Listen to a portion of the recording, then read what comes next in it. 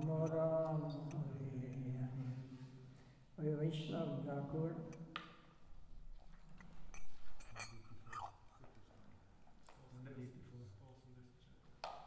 Hare Vaishnava Thakur. Jaya Rasa Gala Hidase Karuna Gauri. Vaishnava Thakur. Jaya Rasa Gala Hidase Karuna Gauri. Iya Bodo Jaya Sudaya Mari.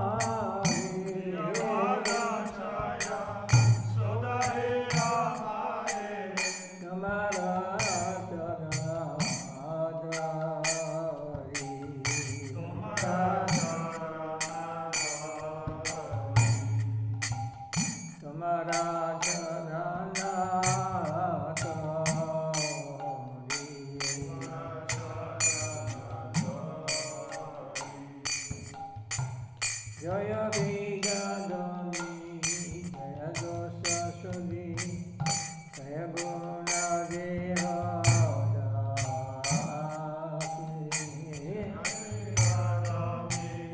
Jaya Dosa Sudi, Jaya Guna Deha Jaya Satsanga, Deva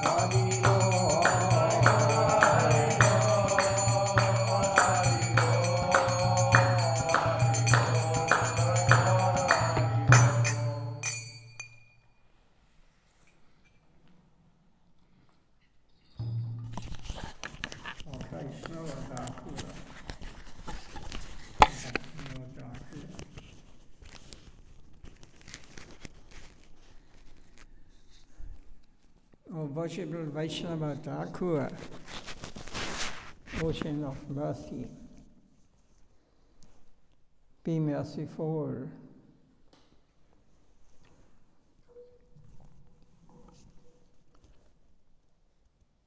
Upon this servant, and giving me the shade of your feet.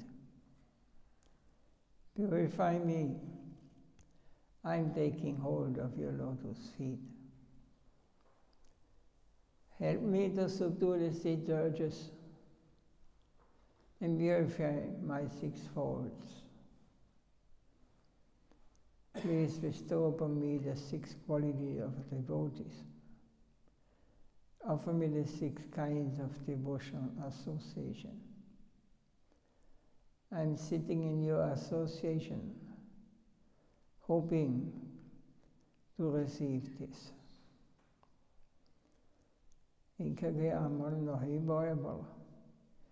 Alone, I do not have the strength to perform Harinam Sankirtan. Please be kind and give me one drop of faith. Please bestow upon me the priceless treasure of Krishna Nam. Krishna is yours. You have the power to give Krishna.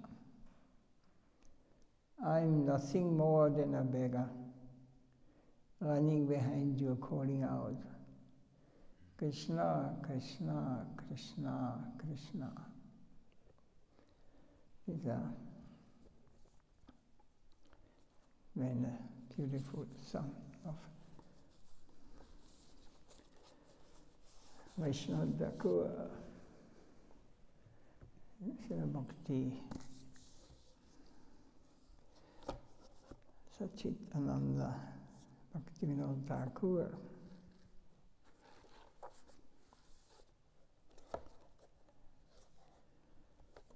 So we continue about material life.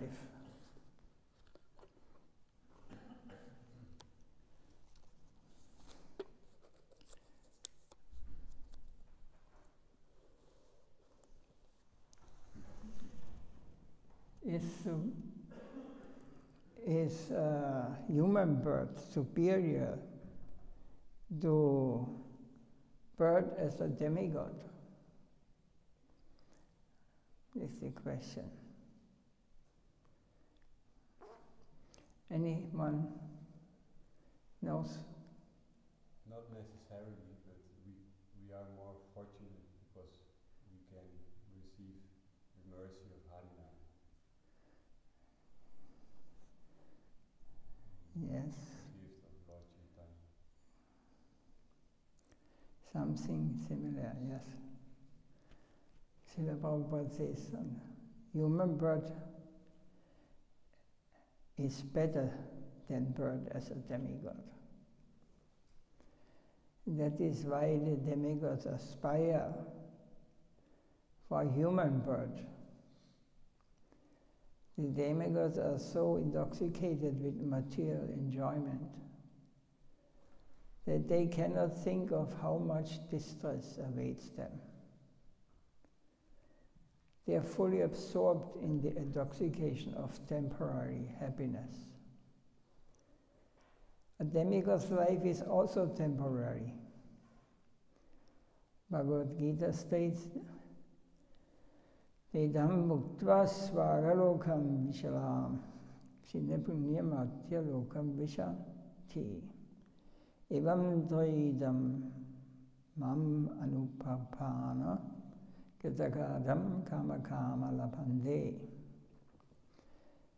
When they have thus enjoyed fast, heavenly sense pleasure, and the results of their pious activities are exhausted, they return to this mortal planet again. Thus, those who seek sense enjoyment by adhering to the principles of the three Vedas achieve only repeated birth and death. So human beings are more concerned about the future than the inferior living entities. The demigods live happier and more prosperous lives than the human beings. But eventually, they do face difficulty. Surrounded by high-birth, opulence, knowledge and beauty, demigods always try to increase their standing because they have more facilities for material enjoyment. So we consider them great. But human beings have an advantage. Since they are not as great as the demigods, they have the privilege of thinking about their auspiciousness. If human beings remain absorbed in attachment to high birth, opulence, and so on, like demigods, they will never be able to think about how to find their own good fortune. Human beings have more opportunity than demigods to worship Supreme Lord and associate with saints.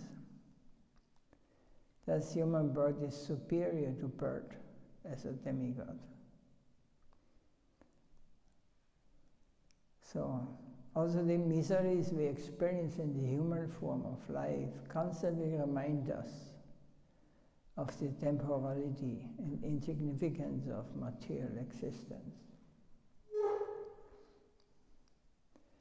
In the relatively superior life of the demigods, this realization is not easily achieved. In the human form of life, therefore, we have received the opportunity to become truly fortunate, to know what is beneficial and not beneficial for us.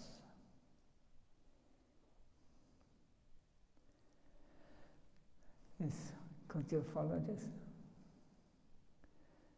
So not maybe some, it is more fortunate to take birth in this planet in a human form, because we may remember how temporary, how flickery so-called happiness is.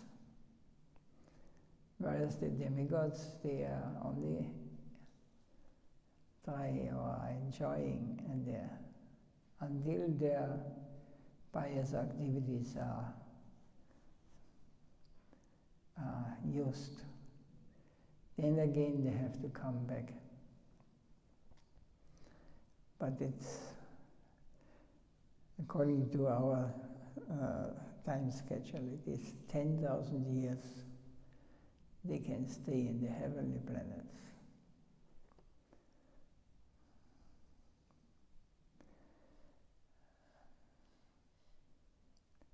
So what is the difference between the weak-hearted and the offenders?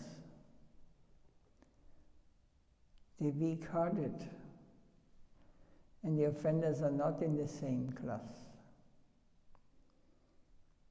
Also, weak-heartedness may eventually become offense.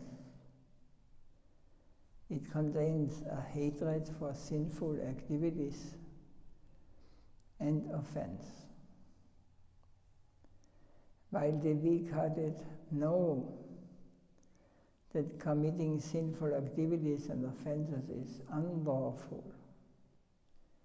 they are unable to give them up.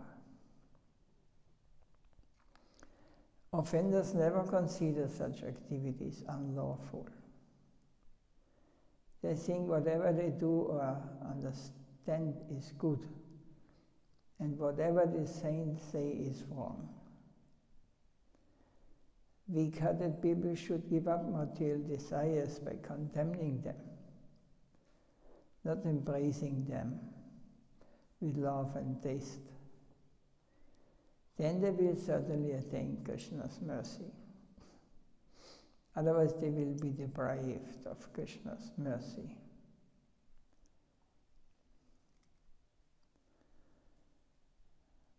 Is there any happiness in this material world?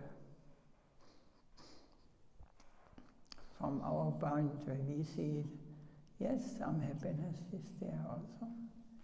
Can be some happiness. But Srila Prabhupada is saying like this, there's no happiness in the material world. Rather, the world is full of danger, which disturbs us. Conditions may sometimes appear pleasant, but ultimately they end in misery of one type or another. That is why the Srimad Bhagavatam verse beginning that Te Nukambam was spoken. There's no waywardness in Goloka. In this world, there is no alternative but to tolerate inconvenience at any particular time or in any circumstances. So we believe that the Supreme Lord always makes arrangement for our benefit. Atheists can never attain good standing in this world. They jump around for a few days and are ultimately subdued by providence, because they are envious of Vaishnavas. Atheists attain inauspiciousness, both in this world and the next. A doubtful person is bound to fall down, and his destruction is inevitable. Every object in this world is directly and indirectly related to Krishna and is meant for his enjoyment. Unfortunate persons who maintain a contrary conception are doubtful. They lack surrender, honest inquiry, and a service attitude.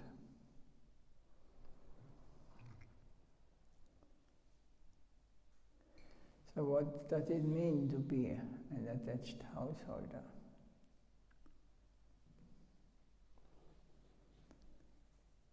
One who proudly considers himself either the enjoyer or the enjoyed is an attached householder.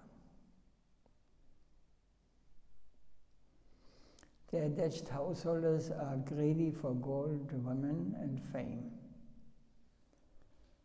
Those who have the propensity to enjoy wealth, women, and fame are materialists. And such people want only to freely enjoy sense gratification surrounded by servants.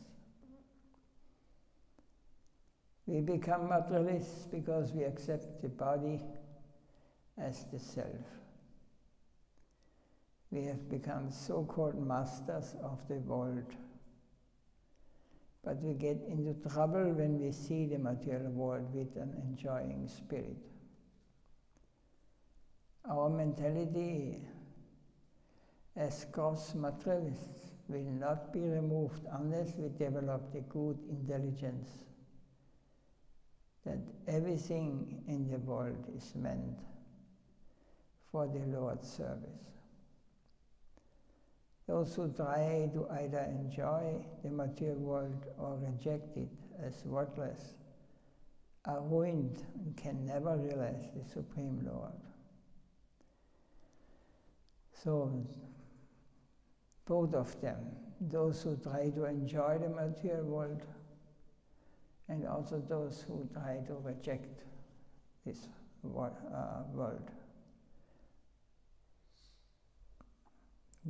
or reject it as worthless, are ruined and can never realize the Supreme Lord. So by depending on this temporary material world, we will gain only distress and death. To lead a godless family life means to fall into the trap of death. First, suffering the threefold miseries. All activities and thoughts in this material world bring us closer to death.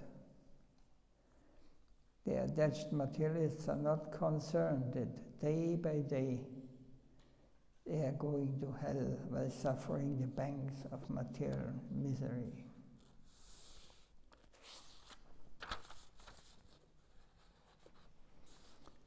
Any question on any of these topics?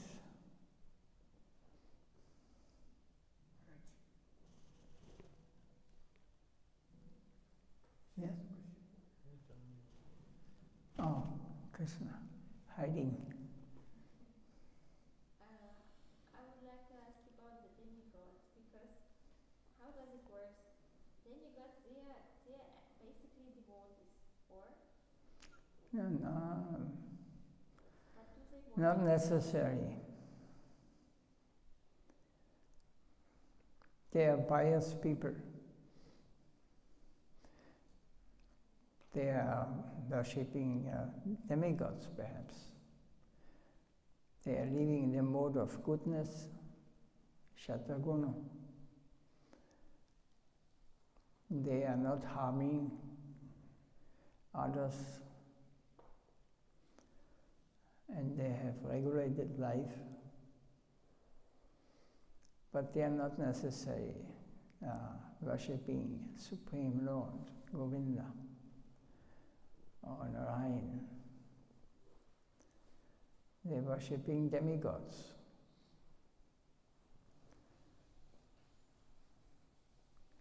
So they will come to the planet of the demigods.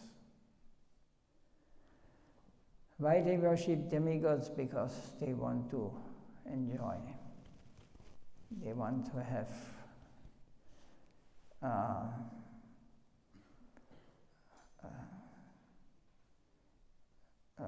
sense gratification in the mood of goodness. When we say heavenly planet, we don't think that when you go to this planet there is unlimited enjoyment for you can satisfy your lusty desires there. This is not heavenly planet. Heavenly planet means in a mode of goodness. There's only sweet exchange between them. There's dancing and there's in the mode of goodness. When we think that go to heavenly planets means like one religion says they're waiting so many ladies, 99 I think, to enjoy. This is in reality not heaven, this is hell.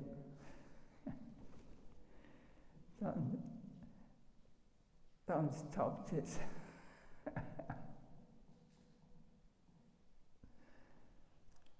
So heavenly planet means mode of goodness, and we worship the demigods. Depends on those in mode of goodness do not worship the lower tendencies of the demigods. They are worshipping those who are the goodness.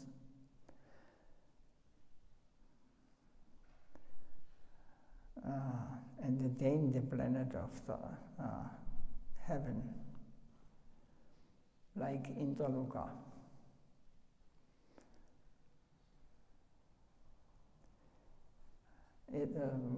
What's your question?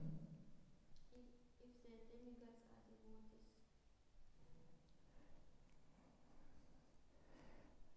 If they're devotees, if they would be devotees, they would not have to come back to this material world and again collect pious activities, sukriti, to attain maybe the same level and go again to the heavenly planets. But for long, many birds, they have to go. It may take a long time until they realize it is also material life. It is not liberation.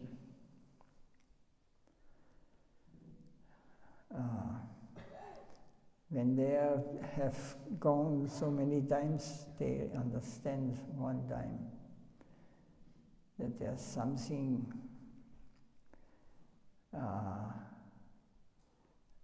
higher to attain, that we don't have to take birth again in this world. Because every good thing we experience in this world, we have to act accordingly. Even you live in this world. If you live a pious life and in the mode of goodness, you can experience some kind of heavenly enjoyment. But always there's the danger there that you get attached and you are fall and you are down and you get covered by Rajaguna or Tamaguna, ignorance again. It is not liberation. That we are getting free from birth and death. Heavenly planets, they are temporary. Even the planet of Lord Brahma or Lord Shiva, they are destroyed. Even if you come on such high levels of planets, Tapaloka, Yanloka, where all the saints are going, who are not fully yet realized. But if they are not become qualified to leave this material world and enter the transcendental plane, they have to come again, even if the whole universe is destroyed. By Vishnu, everything enters him, and then again, when he breathes out, it is coming again, started. New universes starts to, and Brahma be as a qualified person, but is still not, he still has to take this position of Brahma and become the architect of the material plane. And even Lord Shiva here appears to Brahma. The Rudras, 6 or 7, appeared from the forehead. And there are 6 in the beginning. And they were angry. They were not satisfied. So Lord Shiva appeared like this. And he is the most powerful.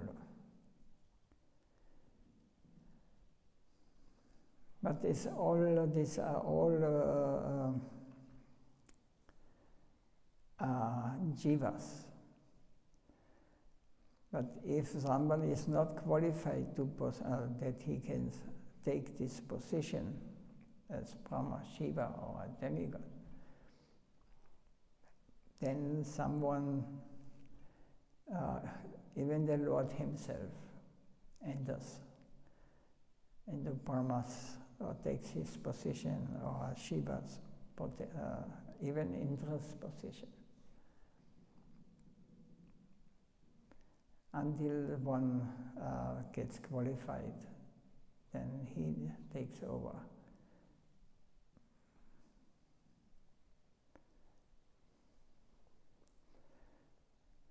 Yeah. There's so many stories in the Bhagavatam. Some saint makes too much austerity, the demigods get very disturbed. Feel it equal with their position. Yes. Even demons. And Hiranyakashipu, Hiranyaksha, they conquered the whole universe. They were demons. Everybody was afraid of him. Everybody was hiding, even Narad Muni. Because he wants to kill all his who were against him or try to argue with him. Then in the end he wants to kill even Krishna, Narayan. But he appeared as Lord Nrsingadev, a very angry mood, the Lord appeared.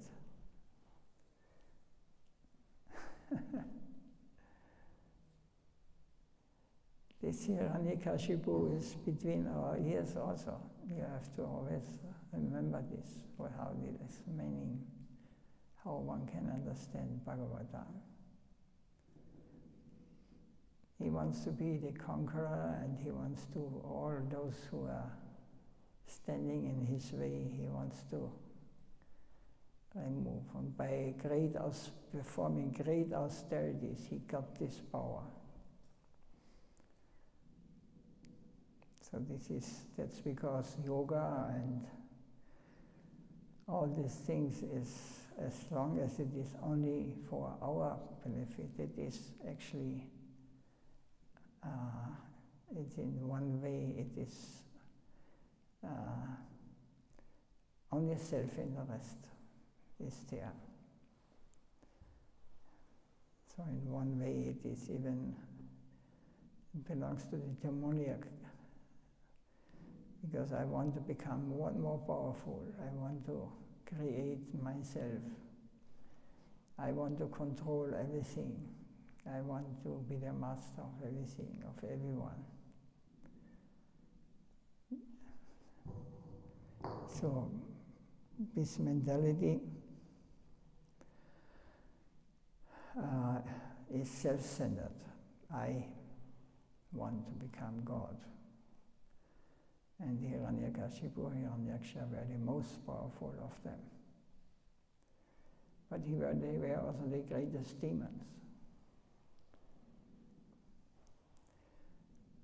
But his son Prahlad, he heard the truth from Narad Muni. Even he was in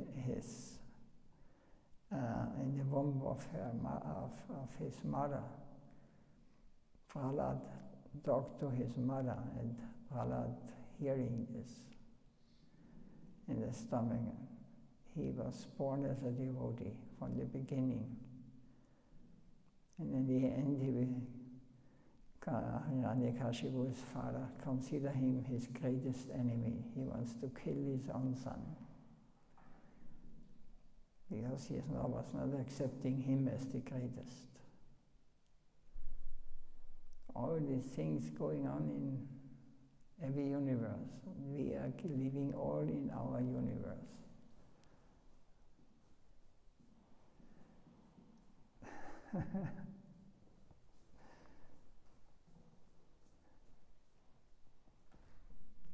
We have to pray to Lord Nrsingadev to get the mercy of Prahlad Maharaj. That this mentality gets killed or gets removed. It is in every one of us to a certain degree.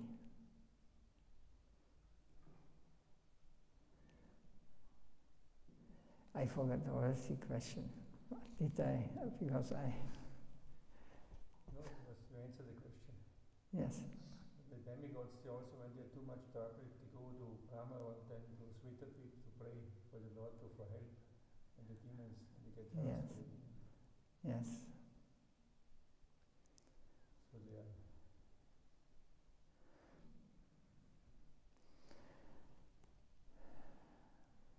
Yes, Brahma may be a devotee or may not.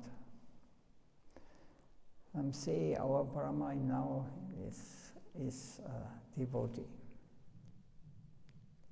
But it's not necessary. Everyone, every universe is a devotee of the Lord. So he may be taking birth in the next creation as normal, as a demigod or something. Someone else takes the position of Brahma or Shiva or Indra. And the female demigods, the expansion of Lakshmi, they are coming here to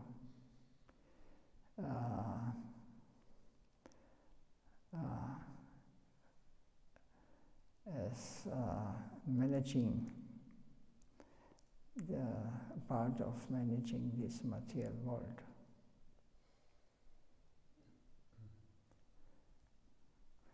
Originally, it comes all from Radha and Govinda, the most pure and most exalted plane. And they expand into female coming from the as the expansions of the Radharani and the male from Balaram. Shangashan, Aniruddha.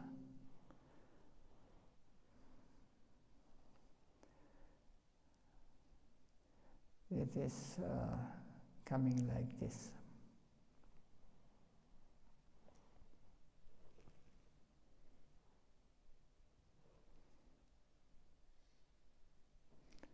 Something more to say on this?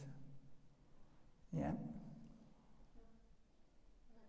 But the demigods, they have actually perfect conditions for worshipping the Supreme Lord, because they are living in sattva guna, so they don't need to go to work and all these things. So it's perfect condition to do worship. But they are bound by their desire to enjoy.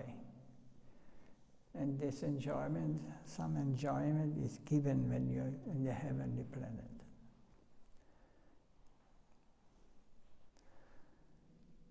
This is the main reason why we are bound here in this material world. And we are more fortunate than the demigods because our enjoyment on this human body, in this Earth planet, it is very limited. It's very hard to enjoy here. If you come to a more purified level, you do not know how much suffering is here. You can see, and you are afraid that to enter this, there's so much ignorance, so much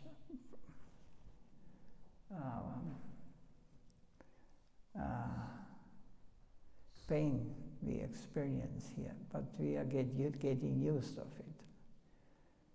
So heavenly planet means you come out from this constantly being harassed or being tortured by the nature, the disease, old age, and you see what's going on now in this world. This is schizophrenia. It's terrible. You know, they are killing. How can you explain to a sane person, you know, that you are, that they make advertisement? The biological cows and those living pigs having some straw in their where they're living. So they care so nicely. For what? In the end, they will kill them. So it is more blessing for those who are suffering in this. Therefore, they are happy to be liberated or killed. Then you make a nice life, and you are getting relation to. Can you get relation to animals? But then you just kill it. How can it be? How is it possible? What kind of intellect or what kind of mentality is there? This is madness.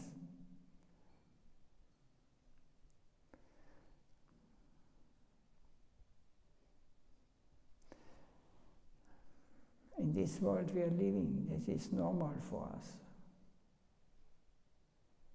You know, I like animals, you know, and that there are so many in newspaper I read, you know, if a dog gets, someone other gets beaten by someone, you know, they get into police, you know, and they make it even in newspaper. They torture this cat or this, but nobody speaks about the cows, millions, and pigs, and chicken, and whatever they may eat. Nobody talks about them, the poor animals. How is it possible? What understanding they have?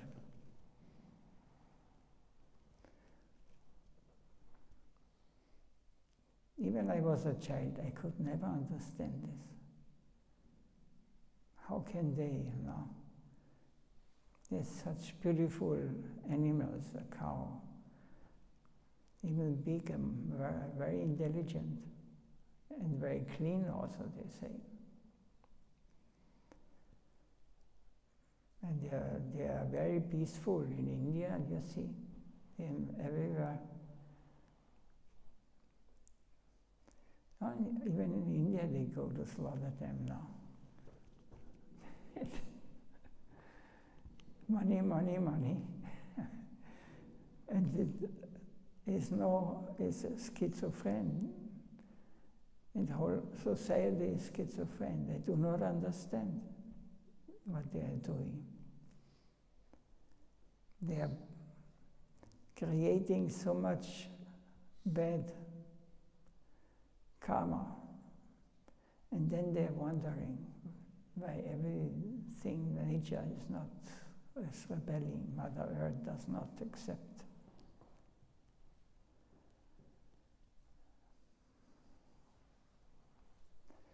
And they will punish.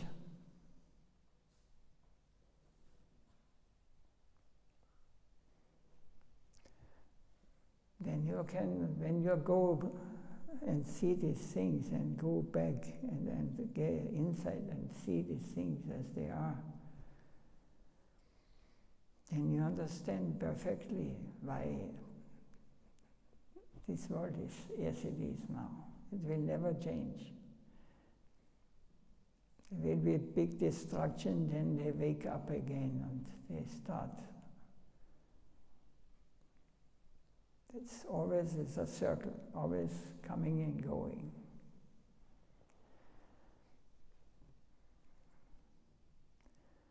Krishna, Krishna, Krishna. It is the only solution.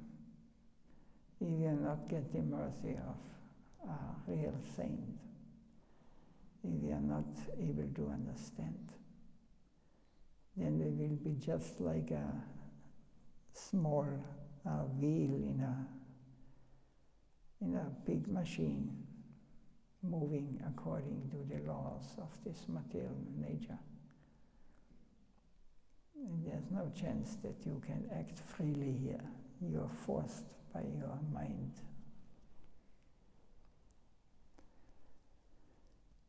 Srila Prabhupada ki jai. Srila Gurudev Nitya Leela Pravistam Vishnu Bahara Paramahamsa Vivacharya Stodasa Shishimad Bhakti Vaibhav Puri Goswam Maharaj ki jai. Nitai Gaur Premanandi.